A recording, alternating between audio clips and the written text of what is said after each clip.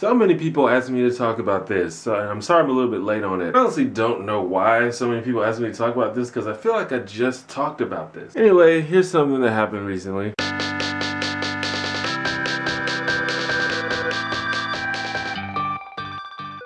A few days before Halloween this year, a committee at Yale University sent out a campus-wide email basically suggesting to students that they avoid Halloween costumes that could be considered racially insensitive. You know, things like wearing blackface or wearing a turban or dressing up like a Native American. You know the drill, we deal with this every year and we probably will continue to do so. There's always a bunch of stories and think pieces that come out around this time of year about racially insensitive costumes. Anyway, in response to this email, Erica Christakis, a faculty member at Yale, wrote an email of her own, where she questioned whether the university should be setting standards for Halloween costumes and telling people what and what not to wear. And this, of course, angered a lot of students who felt that it was being dismissive of racial issues on campus, and they had protests. Several hundred students even signed a petition calling for the resignation of Christakis and her husband who helped her with the email.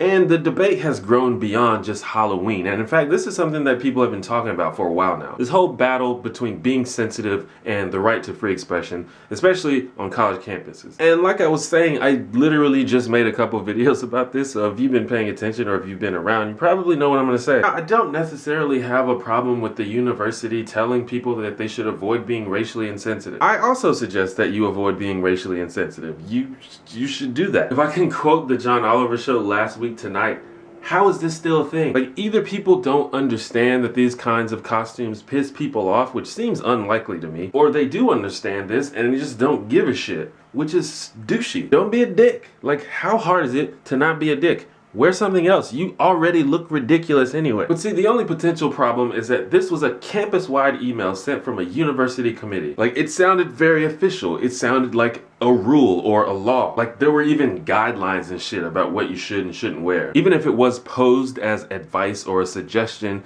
the university needs to be cognizant of how their intentions are perceived by students. And if the perception is that the university is trying to control what students can and can't wear, Halloween or otherwise, that's not okay. Like, this is not preschool. Regardless of how douchey or not douchey it is, free expression still trumps your feelings. It just does. So if someone like Erica Christakis makes this argument, and if you disagree with her point of view, then you should point out the flaw in her argument. Explain why she's wrong or why she's mistaken using facts and reason, not appeals to emotion. Open up a dialogue and let's see where it takes us. You don't try to get her fired.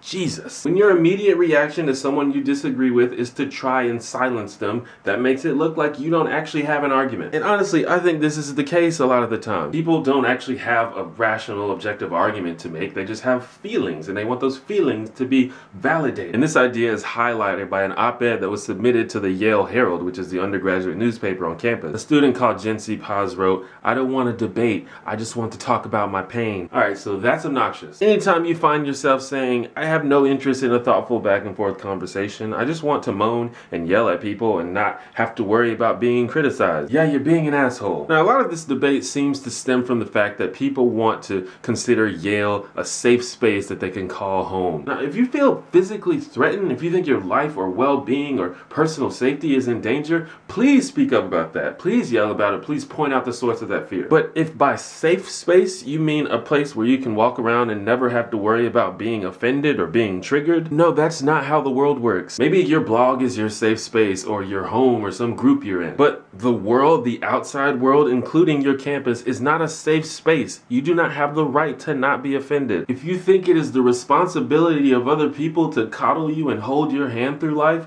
you're being ridiculous. Now, I've never been to Yale's campus, but if indeed it is a place that is hostile to minorities in general, the way you fix that is through discussion and criticism. Like, some of the students held protests and they had a back and forth discussion with the faculty members that wrote the email. That's fine. That's perfect. What you don't do is try to silence people who disagree with you. What you don't do is assume that you have all of the answers and ignore anyone that challenges your views. What you don't do is to try to change the rules or the law in order to ban free expression. As the email from Christakis said, if you don't like a costume someone is wearing, look away or tell them you're offended. talk to each other. Free speech and the ability to tolerate offense are the hallmarks of a free and open society. That's all I have to say about that. What's up, guys? Thank you for watching my video. I hope you enjoyed it. Just want to take this time to remind you that I'm on Twitter. If you're not following me on Twitter, go ahead and do that. There should be an annotation on the screen right now. Click on that. Follow me on Twitter. Also, there is a link on the screen to my previous video. Since you're done with this one, you can go watch that one, and then you can go watch some more. Appreciate ya.